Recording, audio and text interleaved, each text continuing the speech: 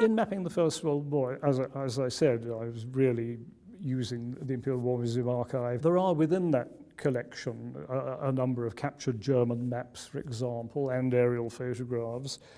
Some of the most interesting ones show an air raid on London by Gotha bomber. The Germans started what is essentially strategic bombing from the beginning of the First World War onwards. Zeppelin airships first of all, and then Gotha bombers. And there's a very interesting vertical aerial photograph, Reihenbildner, in the German terminology, which is a series of overlapping strips which they developed using a sort of cinematograph technique to take, for example, the whole path of the flight line going down the River Thames and across, in this case, Woolwich and Silvertown on the Royal Docks. A British map which showed that the tracks of German bombers over the same area, actually the Thames estuary and over central London, and then their flight path out in 1918. Again, a raid by quite a number of German bombing planes.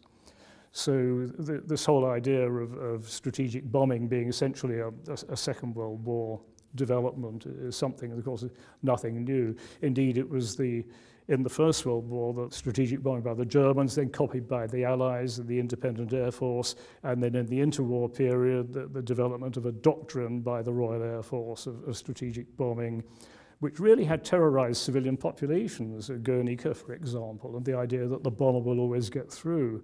So all this began in the First World War.